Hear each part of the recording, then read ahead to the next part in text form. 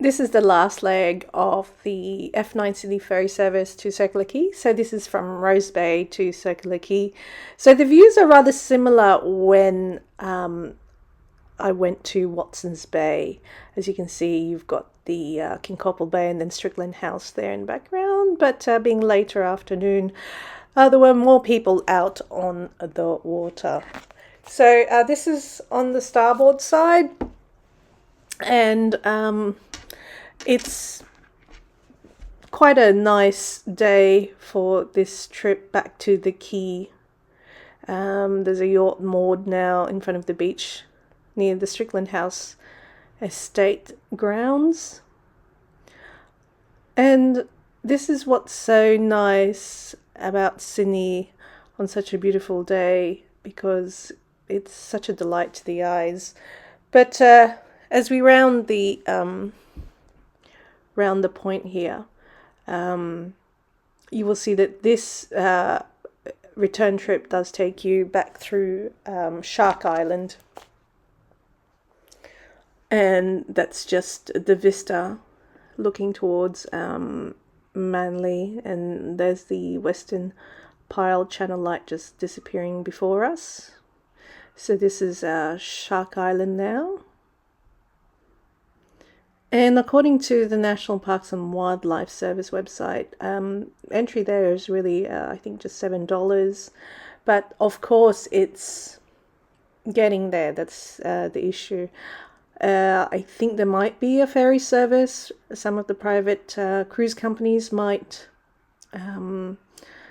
drop you by or there, but if you are going to kayak there or take your boat there, it's probably best that that you do pay your permit before you go on board. There are no facilities there, so what you bring in, you must take out as well. So that was just the lighthouse of the Shark Island promontory there. And looking now across towards the northern side, you can see Clifton Gardens there, just now on the right. And then as we move further west, you will see Taylor's Bay there.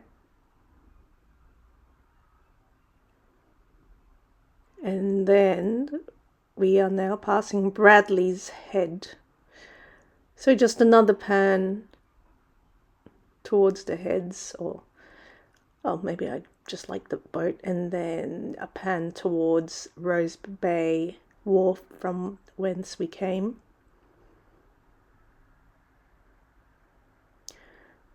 And that channel there does take you out the heads and into the Pacific Ocean.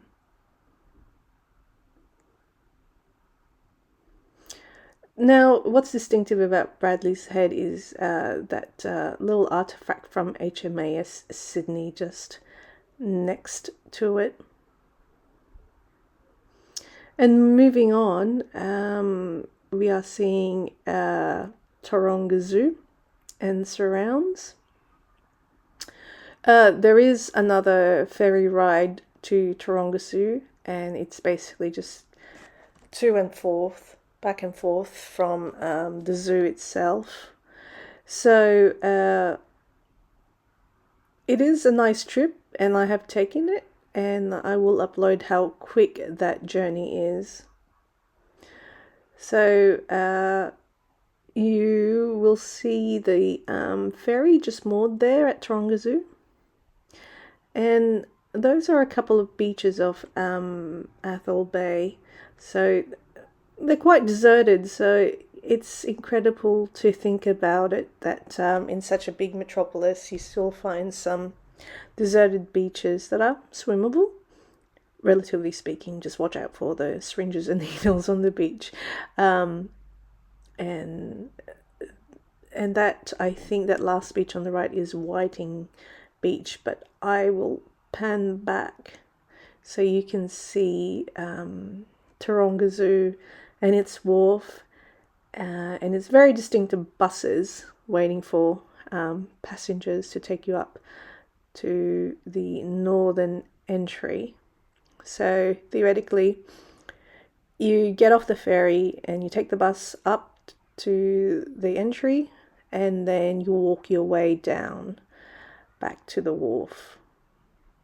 They used to have a funicular, but for some reason or other they've taken it down, and I think it's such a shame because you could take the funicular up to the entry, but I dare say there are probably staffing issues there. The last time I took the funicular up to the northern end, the zoo staff weren't so friendly, so maybe they need somebody dedicated there. That is Robertson Lighthouse, Robertson's Point Lighthouse, and that presages us to, that's Cremorne Point Wharf, so that's another ferry ride that I have taken and will upload my journey of.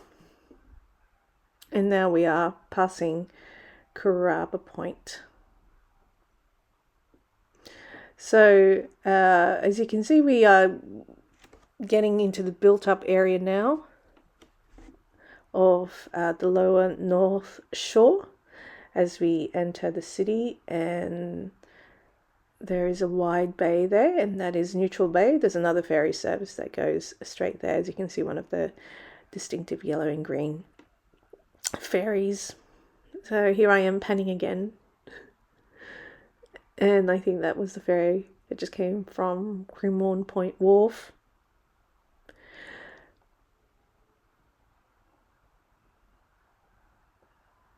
So Neutral Bay is has a long history there, so maybe I'll talk about it when I post a Neutral Bay ferry service. So we are now heading towards Kirribilli. So what you see there is Kirribilli House, the Prime Minister's residence in Sydney. Some Prime Ministers have favoured this place more than the official Prime Minister's residence in Canberra at Yarralumla. So with harbour views like this, why not? You might as well enjoy your tenure as Australian Prime Minister on Sydney Harbour. I don't blame them.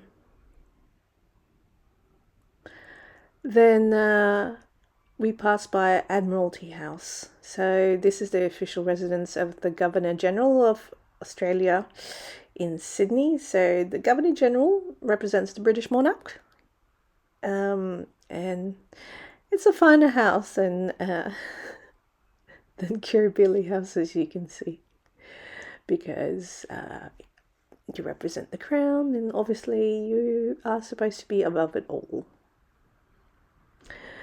So we are slowing down as we near the Harbour Bridge. And that's all the apartments at Kirribilli facing south. And it's easy to imagine, and I've had stories related to me. If you own a place at Kirribilli, if you happen to live in those apartments, you can just, throw a line into the water and catch your dinner, as I've heard. So this is the beautiful bridge that we have, and we slow down as we head to the quay. So the journey itself is not too long from Rose Bay to the quay. It's just the frequency of services that I suppose make people take the car as opposed to the ferry. But it's a no-brainer if you had the choice. Taking the ferry is so much more relaxing. You don't have to do the driving and then deal with the hassles of Sydney traffic. So we are entering the Rocks now. So this was the older part of Sydney. This was before COVID-19. This was the only place in Australia that had the plague because they had overcrowded conditions. You would have seen this place in my Vivid videos come alive because some of these landmarks still belong to the public and is in public hands. So all those artistic endeavours at Vivid can be used here. So this is the overseas passenger terminal, and I suppose cruise season is coming up.